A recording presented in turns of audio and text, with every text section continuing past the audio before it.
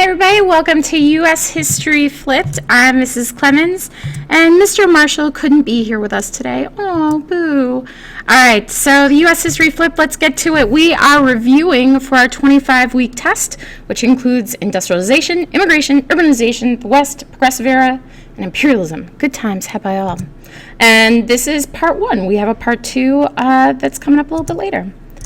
All right, so let's talk about this. So industrialization, and these are questions from our review guide from class.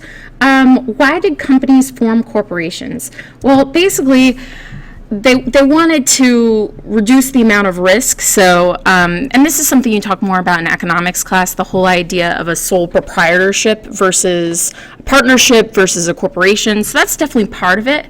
But the biggest thing is that they want investors. They want to be able to have more people investing in their corporation so that they make more money and thus they can make more profit. Define capitalism and laissez-faire. Capitalism is an economic system where trade and business are controlled by supply and demand, and it's owned by a country's citizens. So we have a capitalist economy.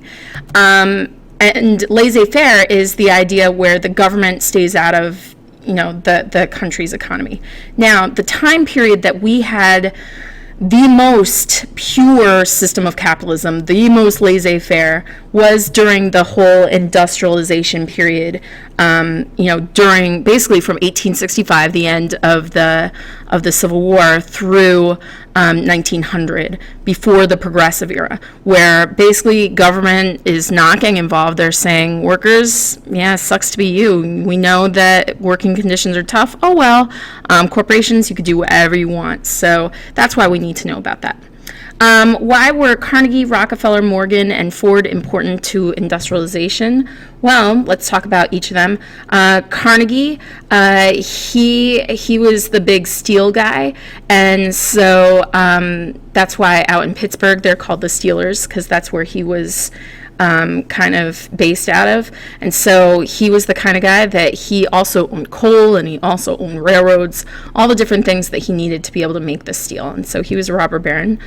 John D. Rockefeller, he had Standard Oil, and that was his monopoly. He's also a robber baron.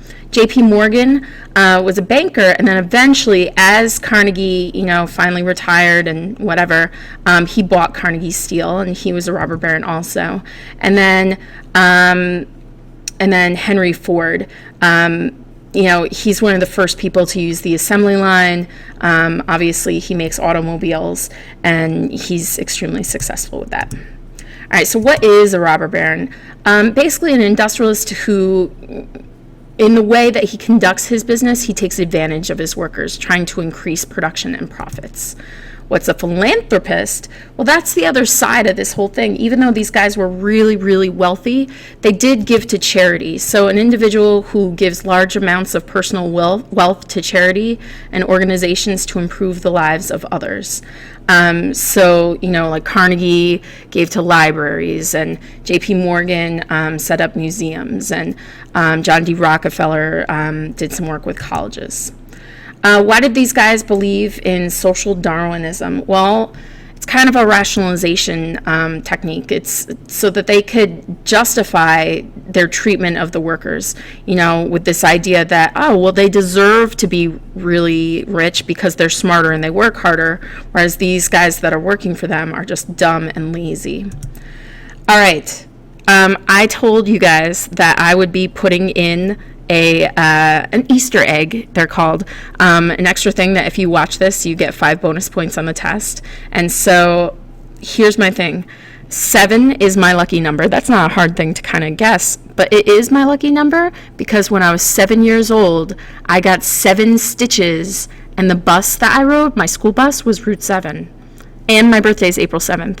So if you can tomorrow in class say one reason why, on a little note of paper, say one reason why 7 was my favorite number, or is, there you go. All right. So anyway, why did labor unions form and what did they fight for?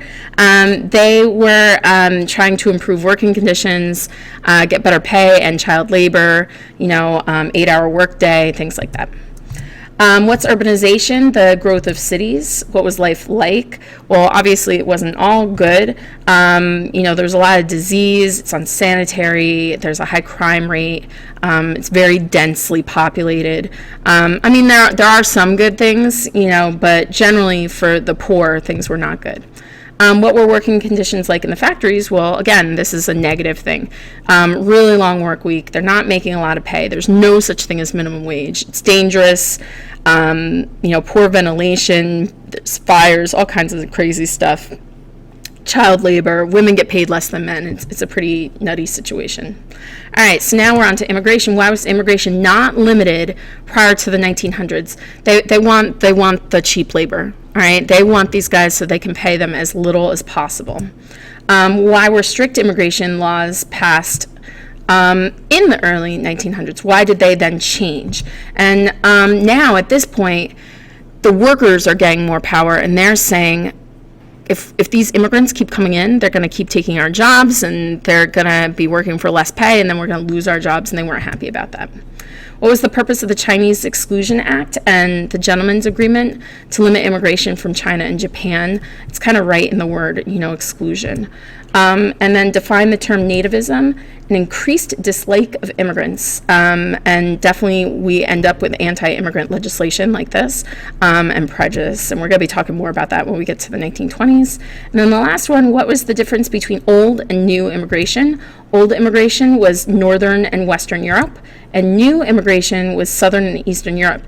Now, here's what you guys need to understand. Like, new is not today. It's 1870s, basically 1865 to like 1920s or thereabouts, but 1870 and 1930. So it's not current today immigration, but that's the time period that we're talking about.